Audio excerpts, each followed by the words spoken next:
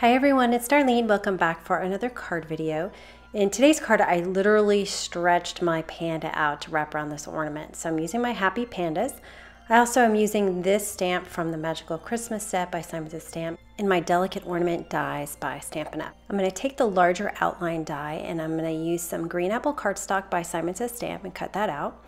And then to give it a little bit more dimension, I'm going to take the same color ink by Simon Says Stamp, Green Apple, and a sponge dauber, and I'm just going to ink up the edges so it looks like it's a little more rounded.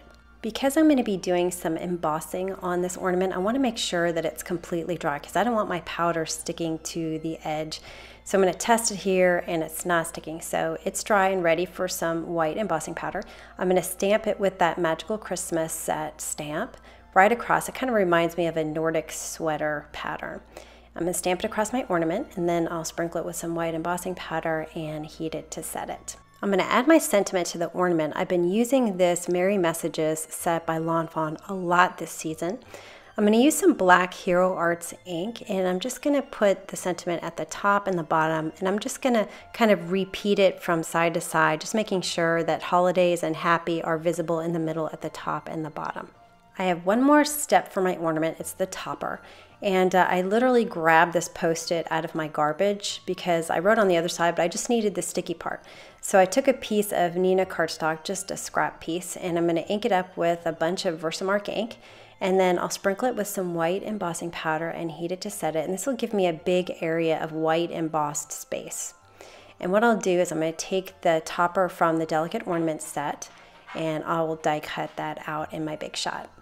To adhere to the ornament, I'm just going to put a little bit of my Zig two-way glue pen at the top, and then I'll put the piece on top of that and just make sure that the green's not showing in the hole there. Next, I'm going to work on my pandas. I wanted to show you my card base first. This is the card base, and I've cut a Nina cardstock piece 1/8 of an inch on all sides as a mat. And I'm going to put this in my Misty, but I'm going to flip it upside down because my panda is actually hanging off the bottom of my cardstock. So I'm going to put him in the lower right hand corner down here. I'm using the lower left panda. You'll see why I'm using the Misty in a few minutes here. But anyway, I'm going to stamp this guy in some Memento Tuxedo Black ink because this is my Copic friendly ink. And I'm going to be coloring him with Copic markers. So once I get him stamped, I'll whip out my W1.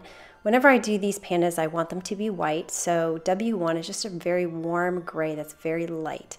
And so I just cover the shadow areas with this W1. Then I'll take my Zero Colorless Blender, which just pushes color. And I'm going to push that color to the edge. I'm going to soften the hard edge line of the marker and push the color to the edge. So it looks like some shadowing and dimension to my panda.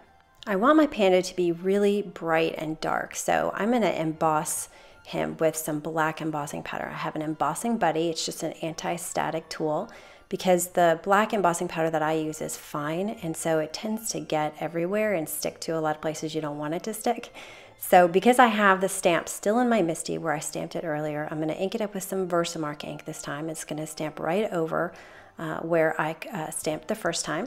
And after I put my powder on, I like to take a brush and just sort of brush away any areas that have some embossing powder on it. So I did this for a couple of minutes and I thought I got pretty much all of it, but after I was done heat setting it, I could tell that there were a lot of stray embossing powders. So I'm going to try to improve on that with my next panda. So this is from the upper left-hand portion of the set, again stamping it on some cardstock with some Memento ink. And you can see the difference and the reason why I like to use the black embossing powder because it really makes the pandas stand out. So I'm going to color this panda the same exact way with my W1 all the way in the shadow areas, and then blend that out with the Zero Colorless Blender. And then I'm going to put him back into the Misty, and I'm going to do this all over again. But this time I'm going to be much more thorough with my embossing buddy here. I'm really going to get a lot of powder on there.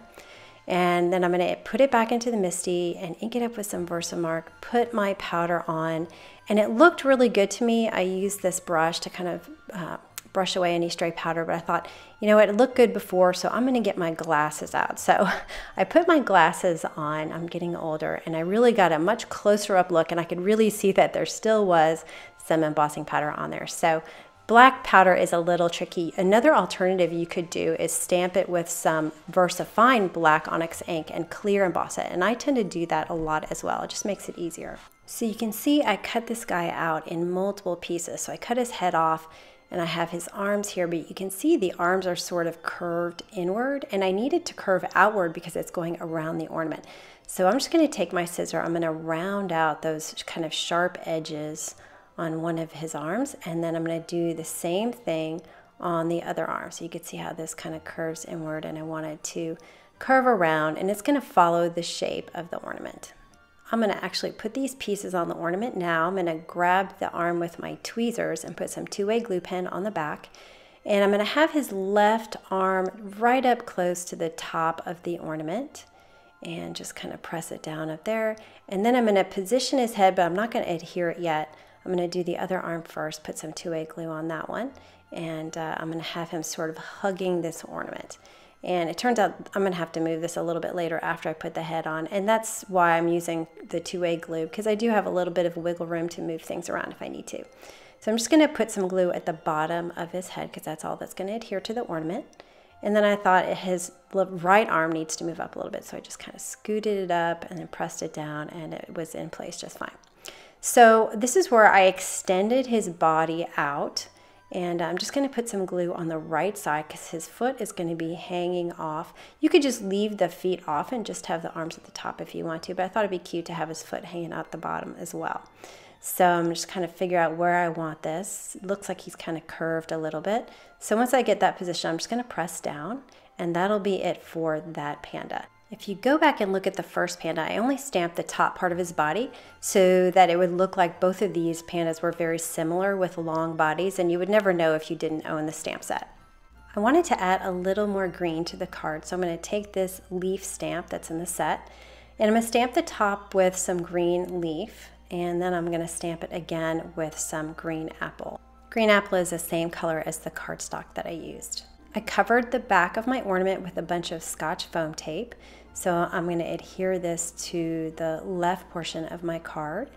And then I'm going to take some Doodlebug beetle twine. It's some of my favorite twine, black and white. I'm just going to cut off a piece here. And my ornament topper isn't completely adhered to the card. So I'm just going to loop it through the hole there. And I put some ATG tape runner on the back. And so I'm just going to wrap this thread around. And I like to separate it a little bit so it looks like it's kind of looping through. And I'll just cut off the excess here, and I'll cover the back with some ATG tape runner, and then I'll adhere that to my black Hero Arts note card base. And that is the card for today. So something really different for Christmas, these pandas. I thought it would be fun to do. So anyway, I hope you enjoyed that, and I will see you next time. Thanks for watching.